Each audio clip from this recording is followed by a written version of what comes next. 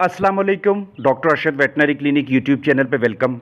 एक महसूस मुद्दत तक के लिए गर्मी की शिद्दत को बर्दाश्त करना और फिर अपनी हालत को नॉर्मल कर लेना, ये एक अलग चीज़ है। और गर्मी की शिद्दत का सामना करने के बाद अपनी हालत को निढाल कर लेना और वापस रिकवरी की तरफ ना आना, सेहतयाबी की तरफ ना आना, ये हीट स्ट्रेस की वजह से होता है। और वीडियो में उसी की बात होगी कि हीट स्ट्रेस की हमने अपने चिकन्स के अंदर पहचान किस तरह से करनी है और हमने उनको ठीक किस तरह से करना है, नॉर्मल हालत में कैसे लेके आना है।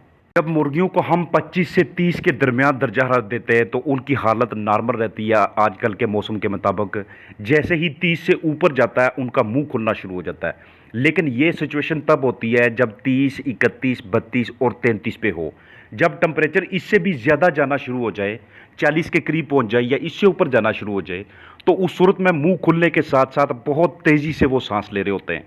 और जितनी तेजी से वो सांस ले रहे होते हैं उतनी ज़्यादा कार्बन डाइऑक्साइड वो माहौल में छोड़ रहे होते हैं। अगर एयर कूलर से या मुनासिब हवादार निज़ाम के बावजूद हम उनका दर्जा हरारत कंट्रोल नहीं कर पा रहे, तो फिर हम उनके ऊपर पानी का स्प्रे करते हैं, स्प्रे पंप वगैरह इस्तेमाल करते हैं। फिर भी हमें ऐसा लगे कि अब भी हमारे चिकन्स हीट स्ट्रेस में नज़र आ रहे हैं, वो पर खोल के बैठे हुए हैं, वो तेज़ी से सांस लिए जा रहे हैं, साथ साथ आपको उनका डायरिया भी नज़र आएगा, उनकी पतली बिट्ठें भी नज़र आएंगी।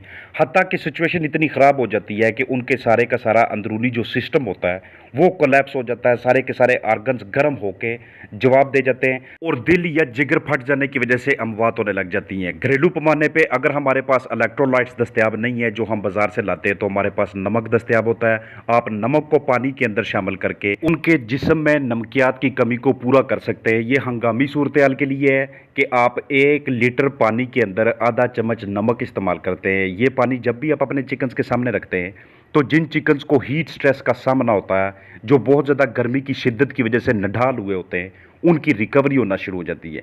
लेकिन साथ साथ ये भी कोशिश कीजिएगा कि आप उनके माहौल को उनके लिए साजगार बनाने की कोशिश करें। सिर्फ नमक या इस तरह की चीज़ें या इलेक्ट्रोलाइट्स या विटामिन सी, ग्लूकोज, ओआरएस, ये सारी चीज़ें काफ़ी नहीं होती कि हमने ग्लूकोज दे दिया अपने चिकन्स को, अब ठीक है उनको ऐसे ही छोड़ देते हैं जिस हालत में वो हैं। नहीं, इसके साथ साथ आपको मैनेजमेंट ठीक करनी पड़ती है। इसके साथ साथ आपको कोशिश करनी पड़ती है कि अपने तौर पे जितने भी वसाइल आपके पास दस्तयाब हैं उनका इस्तेमाल करके उनके लिए माहौल को जितना साजगार बना सकते हैं उतना बनाएं। इसके अलावा अगर आपके पास बेकिंग सोडा दस्तयाब है तो आप बेकिंग सोडा को भी उनके जिस्म में एनर्जी के सोर्स के तौर पे और दूसरे बहुत से ज़रूरी ग़िज़ाई अज्जा की कमी को पूरा करने के लिए इस्तेमाल कर सकते हैं। इलेक्ट्रोलाइट्स अगर आपके पास मौजूद हैं तो उनको आप ऊपर लिखी हुई डोज़ के मुताबिक, जो रिकमेंडेड डोज़ होती है उसके मुताबिक इस्तेमाल करते हैं।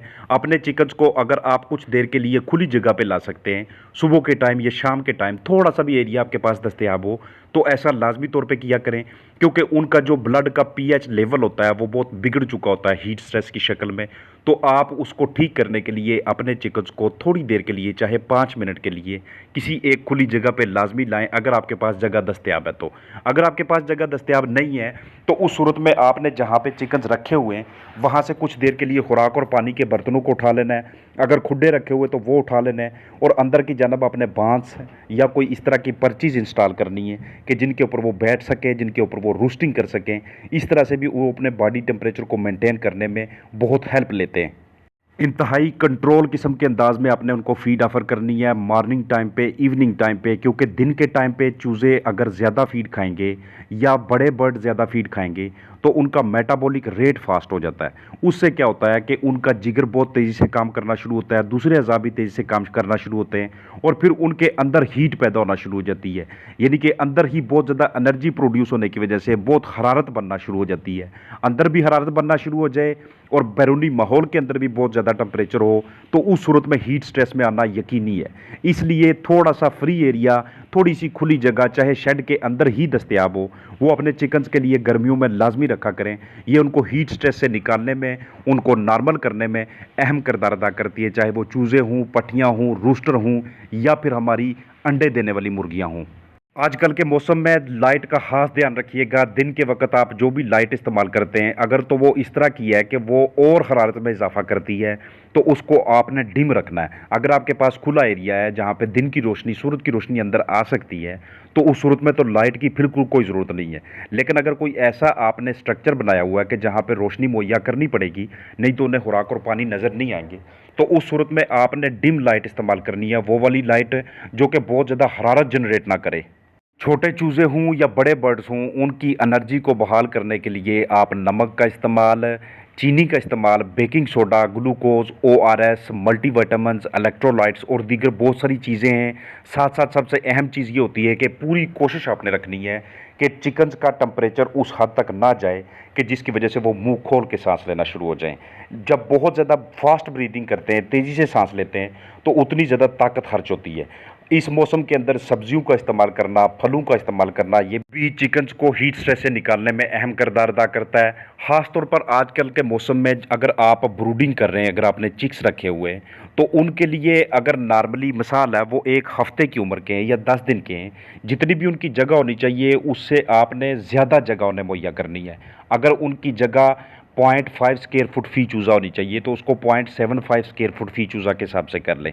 नीचे की जानब आपने जो भी मटेरियल बिछाया हुआ है, उसकी सतह को कम करें, उसकी तह को कम करें, क्योंकि बहुत ज़्यादा फास्ट ब्रीदिंग की वजह से, जिस्म से बहुत ज़्यादा कार्बन डाइऑक्साइड निकलने की वजह से, ब्लड की पीएच ख़राब होने की वजह से और काफ़ी ज़्यादा डायरिया होने की वजह से नीचे बरादे की हालत ख़राब होना शुरू हो जाती है।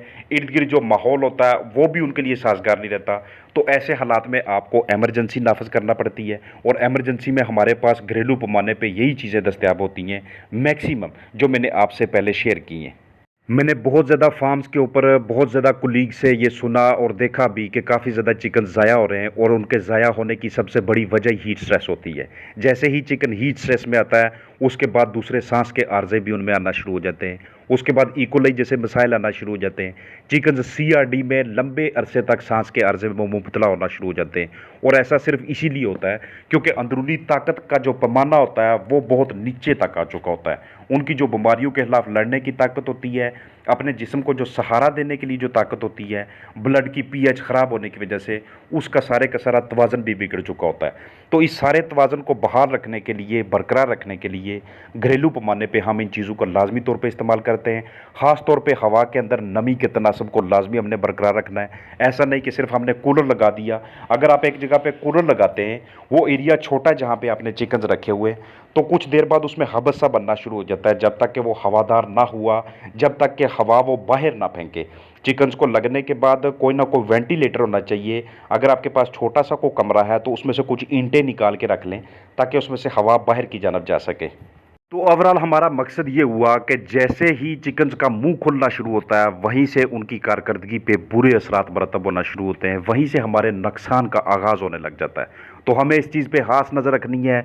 इस मौसम के अंदर आपको अपने चिकन्स को ज़्यादा वक्त देने की ज़रूरत है, क्योंकि गर्मी बहुत ज़्यादा है, हीट स्ट्रेस बहुत ज़्यादा सामना करना पड़ रहा है हमारे चिकन्स को, और हीट स्ट्रेस के बाद हमारे चिकन्स फीड उस तरह से नहीं खाते।